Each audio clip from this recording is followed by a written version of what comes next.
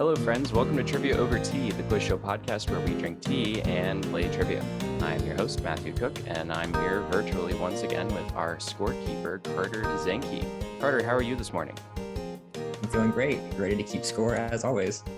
Fantastic. Well, let's meet this week's contestants. First, we have Blake. Hello, my name is Blake Stevenson. I'm a classical vocal arts major at the University of Southern California. And I'm today drinking yerba mate, which is an Argentinian type of tea. However, it's been perverted into a popular energy drink. But it is still extracted from tea leaves of the same plant. There you go. Thank you, Blake, for being here. And we also have Erick. Hello, my name is Erick Mosteller. I'm from the tropical paradise of Sandy, Utah. And for the past 15 years of my life, I've dedicated all my time to trivia and trivia crack and trivia competitions. And so, no, that's not true. I'm just trying to give myself the villain arc here so that when I lose, people root for it. People are cheering for that. So I see. Well, thank you, Blake and Erick, for being here today. As with all of our regular episodes, we'll have 4 rounds of questions today, each with a slightly different format. And so without further ado, Carter will explain the rules for round 1. Yes, round 1 is our first general knowledge round, where you'll each get 5 multiple choice questions. Questions here worth 10 points each. Alrighty, Blake, you're up first. Are you ready? I'm so ready. Okay. Question 1. What is the average weight of a female bald eagle? A, 10 to 14 pounds, B, 15 to 20 pounds, or C, 25 to 30 pounds? The middle one. No, it's actually A, 10 to 14 pounds. Female bald eagles are larger than males and have an average wingspan of 6.7 feet. Despite their size and reputation as a ferocious bird of prey and national symbol, these birds only weigh on average between 10 and 14 pounds. The birds' hollow bones make them lighter weight for their size, allowing them to fly and soar more easily. Question 2. Which U.S. state is closest to Africa? A, Maine, B, Florida, or C, Hawaii?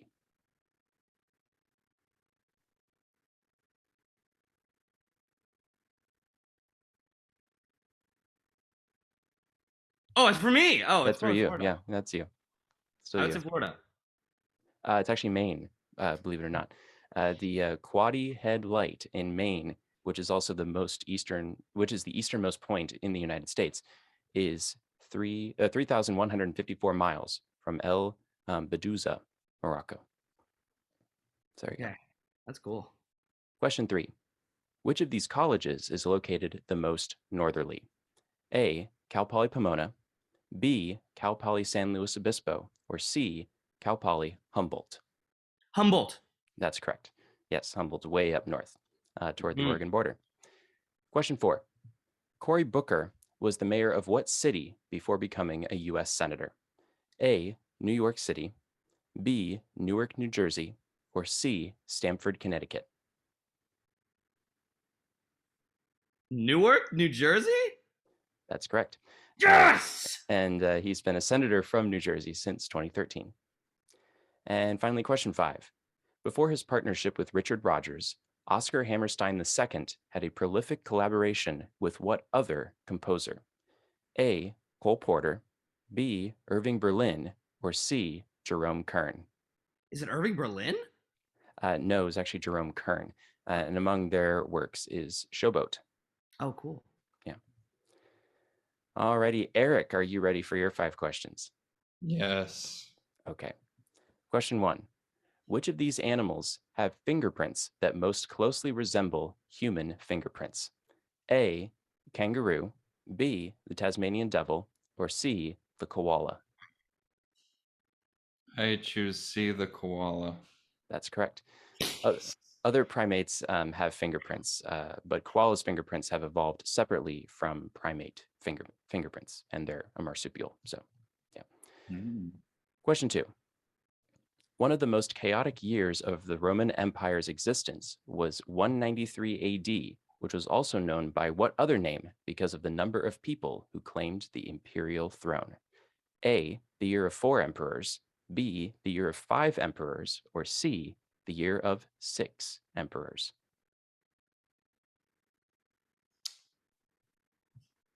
B, the year of 5 emperors. That's correct. Yes. I will say that my brother wrote this question, and his questions tend to be more difficult. Apparently, there were years of 4 emperors and 6 emperors. The year of 4 emperors was AD 69, and the year of 6 emperors was 238 AD. Of course, So, of course. there you go. But this one was 5 emperors. Question 3. The sculpture Progress of the State sits in front of the dome of what state capital? Of the state capital of what Midwestern state? A, Michigan, B, Minnesota, or C, Illinois? A, Michigan. It was actually B, Minnesota. Oh, The sculpture has a man riding a chariot drawn by four horses with the assistance of a pair of women. Question 4. Which of the following is a piano piece by Ludwig van Beethoven? A, Für Elise, B, Gegenliebe, or C, Adelaide? which one is? Yeah, is a solo piano piece. I should have said solo piano piece. Oh, A. That's correct. The other two are his songs that he wrote. And finally, question 5. On April 20th, 1979, President Jimmy Carter was attacked by what animal while fishing? A, the snake, B, a shark, or C, a rabbit?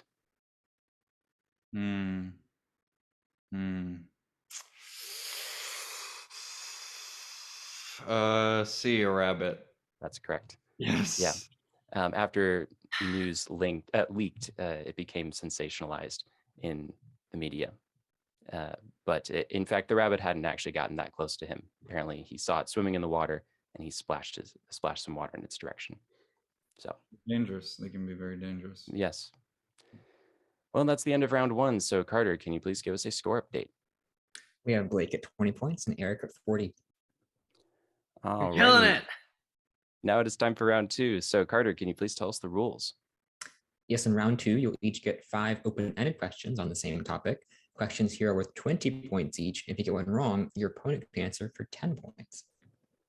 All righty. Well, I hope you two are as good at American history as you indicated on your contestant information sheet, because April 27th which is the date that this podcast will be released, is the birthday of a former U.S. president, and that is Ulysses S. Grant. And so you both are going to get 5 questions about President Grant. Okay. So Blake, you're up first. Are you ready? I am ready. Okay. Question 1. Shortly after graduating from West Point, Grant first saw combat in what war fought from 1846 to 1848? So this is before the Civil War.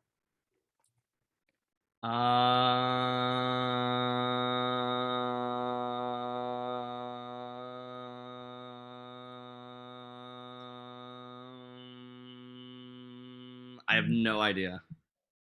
Okay. Eric? I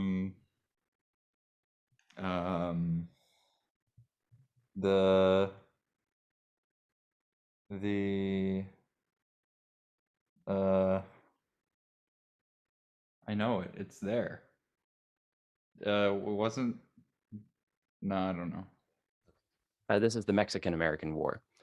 The Treaty of Guadalupe Hidalgo ended the war on February 2nd, 1848, with Mexico agreeing to cede most of what is now the southwestern United States. Question 2. At the onset of the Civil War, Grant was living in the city of Galena in what Midwestern state? He was living in Galena, Ohio. Not Ohio. Eric? Wisconsin. Illinois, actually. The residents of Galena would later give him a house, now known as the Ulysses S. Grant home, in recognition of his victory in the Civil War. Question 3. From May 18th to July 4th, 1863, General Grant's forces lay siege to what Mississippi city, the Confederacy's last stronghold on the Mississippi River?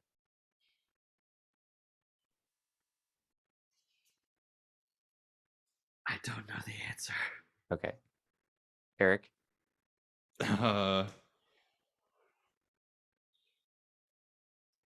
Jackson. No, Jackson's not on the river. It's not far from Jackson, Mississippi. This is Vicksburg, Mississippi.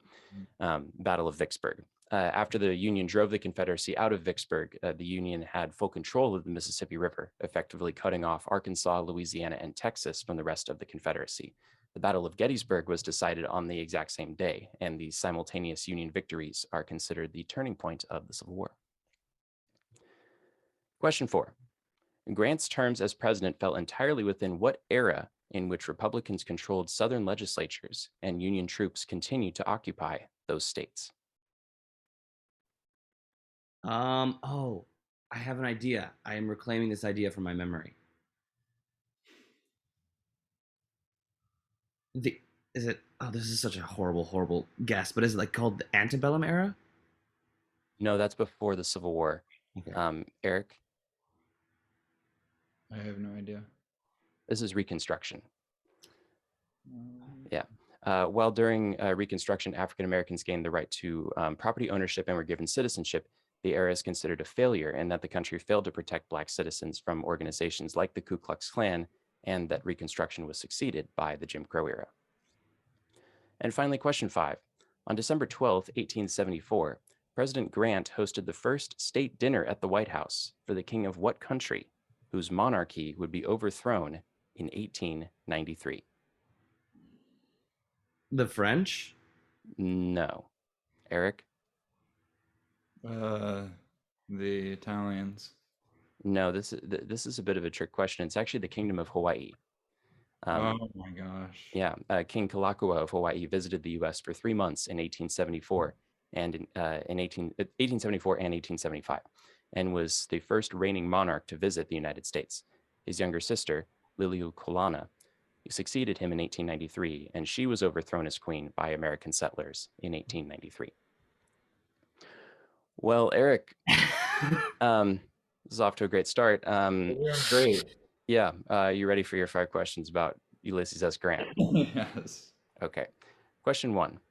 Grant led Union troops in what 1862 Tennessee battle that resulted in a Union victory but was the costliest battle in the Civil War up to that point?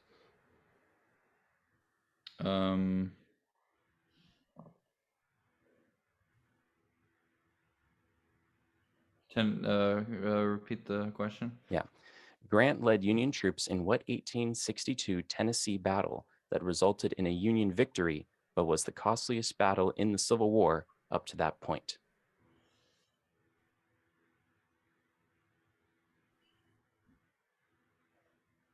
I don't know. Gettysburg. No. Blake? I do not know either. Okay. This is the Battle of Shiloh. Despite the Union victory, Grant was criticized by the Northern press for the high casualty numbers and rumors that he was drunk during the battle, which turned out not to be true. Okay, that's a relief. Question 2. The end of the Civil War was on let me start that over. The Civil War effectively ended on April 9th, 1865, when Robert E. Lee surrendered to Grant at what Virginia location?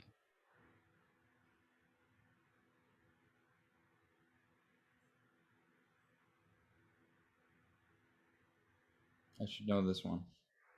This one I should know. Mm-hmm.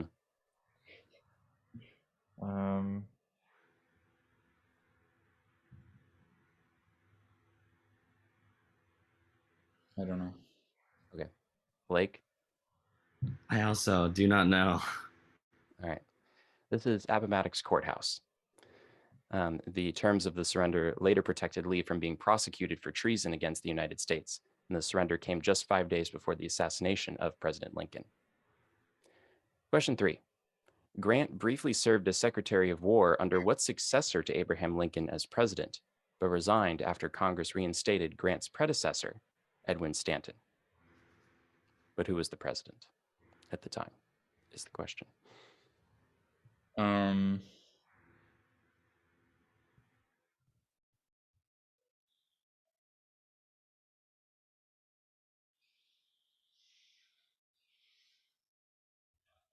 I defer to Blake.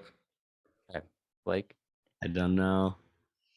Andrew Johnson was the president.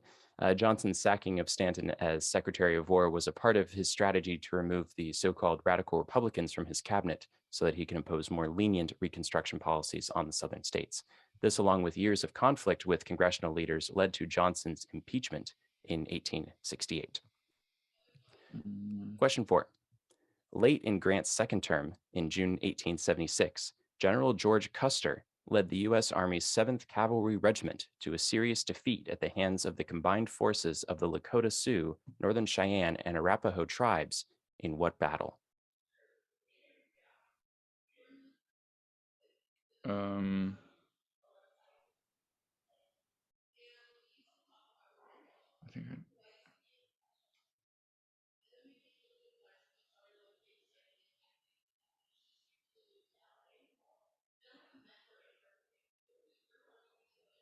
I think what was that called?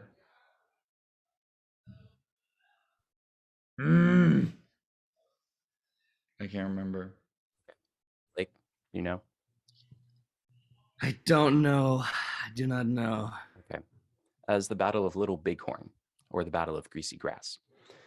Out of a force of about 700, 268 of the 7th Cavalry, including Custer himself, were killed in the battle. And this occurred during the Great Sioux War, in which the United States wanted to claim ownership of the Black Hills region from Native Americans. And finally, question 5. After leaving the presidency in 1877, Grant embarked on a world tour, first arriving in England, where he dined with what queen?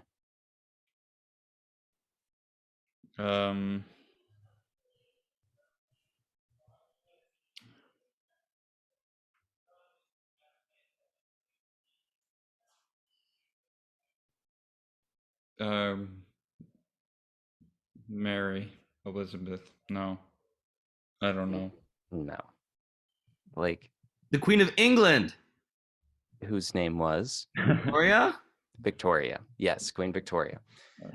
It was the first time that a former US president was received by English royalty and established the precedent that a former president be introduced as such in official protocol. Grant circumnavigated the world and visited numerous heads of state during his 2.5-year tour. Well, that's the end of round 2. So Yeah, baby! Woo!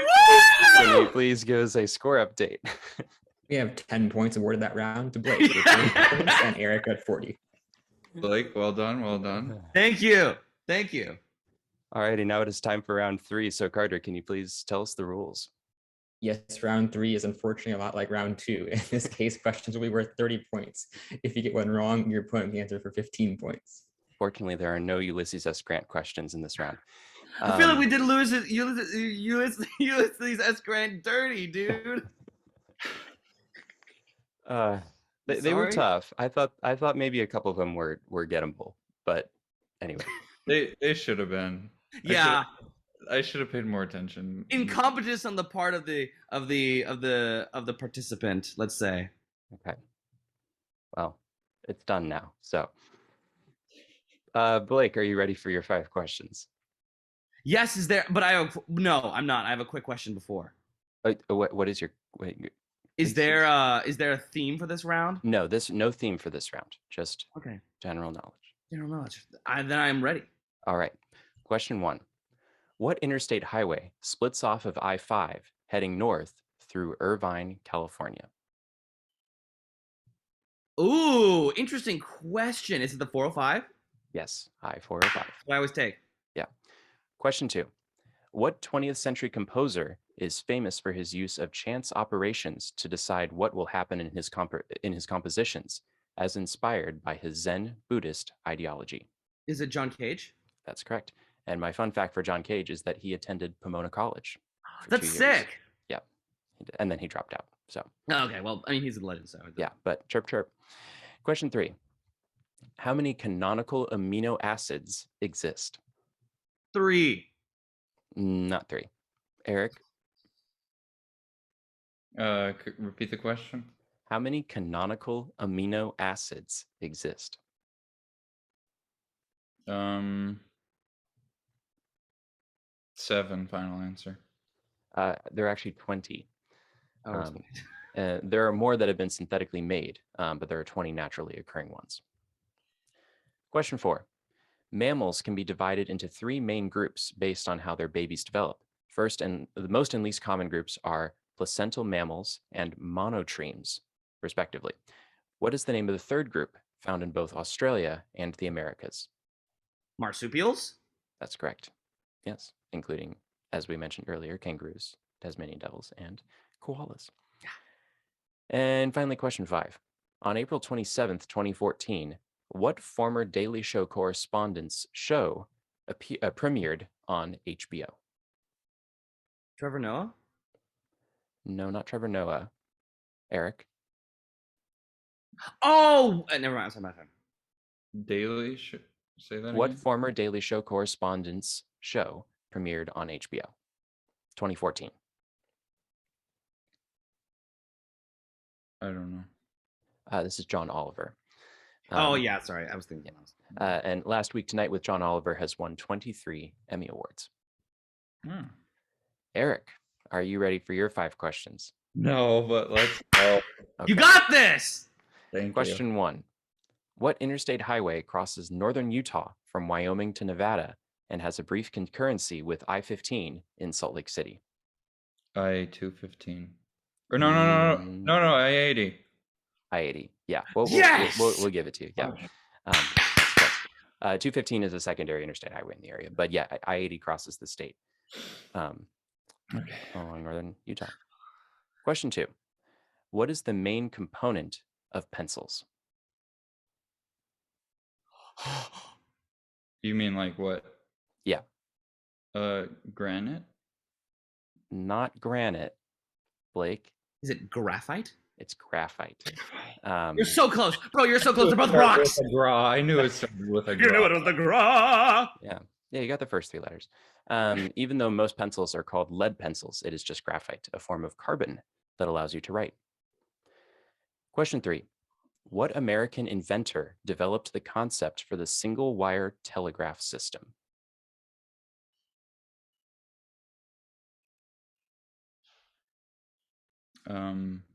Was it Tesla? Not Tesla. Blake? Was it Alexander Graham Bell?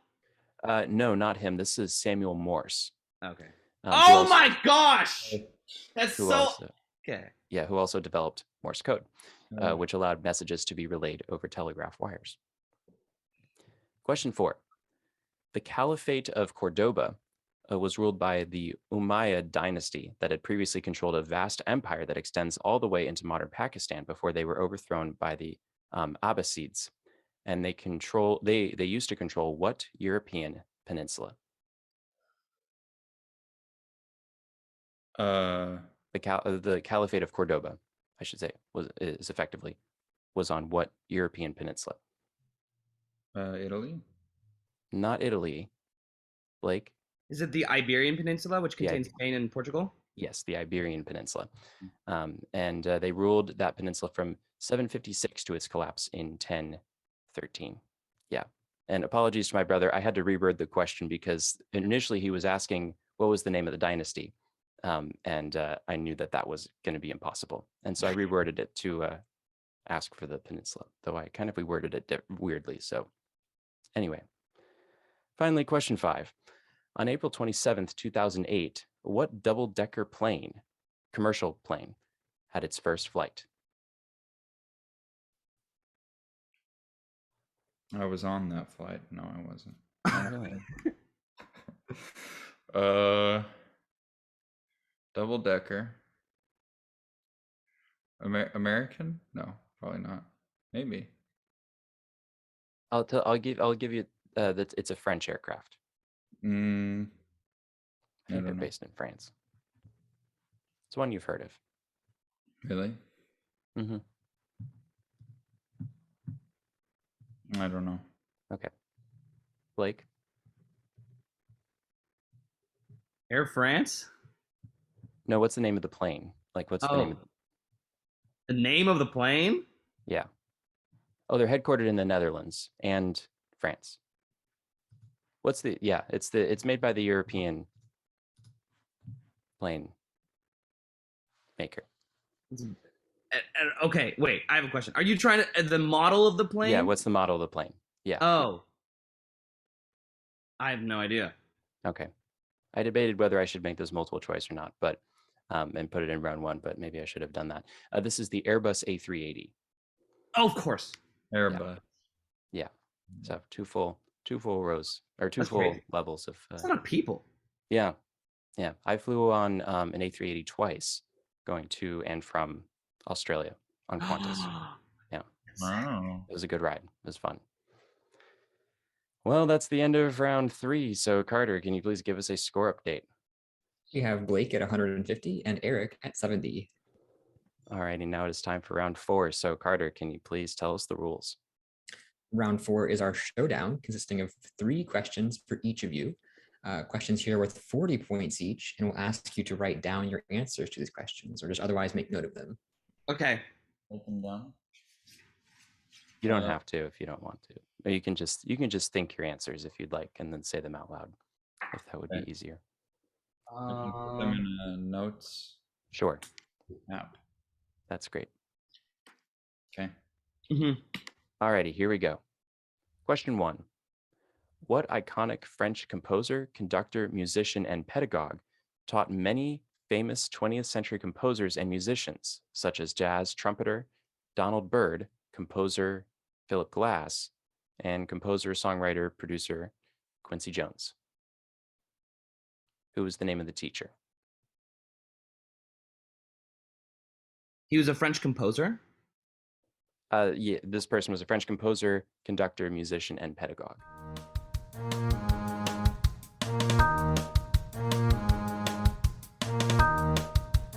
Wait, am I answering right now? I'll call on you to answer. Okay. Do you have an answer?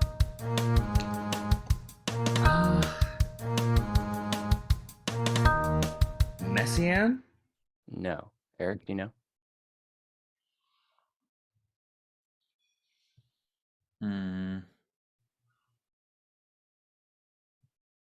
No. Okay. This is Nadia Boulanger. No freaking way. Yeah. That's sick. Yeah, and her other students, it's a who's who. Among her other students, there's Aaron Copeland. That's and so many others. fire. Yeah. Question 2. What was the name of Adolf Hitler's 1925 autobiographical manifesto written while he was in prison in Hamburg? Oh, Eric looks like he's got it. Blake, do you know? I believe I do. Go for it. Mein Kampf. Eric? Yeah, Mein Kampf. That's correct, yes. It outlined his political ideologies. And finally, question 3. Which U.S. founding father was the author of Poor Richard's Almanac?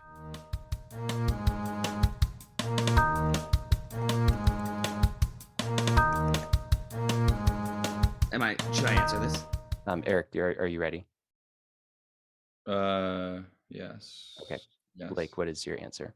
Was it Benjamin Franklin? Eric? John Adams. It was Benjamin Franklin. Franklin wrote the almanac under the pseudonym Poor Richard, or Richard Saunders, from 1732 to 1758. The almanac offered a mixture of seasonal weather forecasts, practical household hints, puzzles, and other amusements. Poor Richard's Almanac was also popular for its extensive use of wordplay, and some of the witty phrases coined in the work survive in the contemporary American vernacular. For example, 3 may keep a secret if 2 of them are dead. Well, that's the end of the game. So, It's the Carter, end. can you please give us the final score?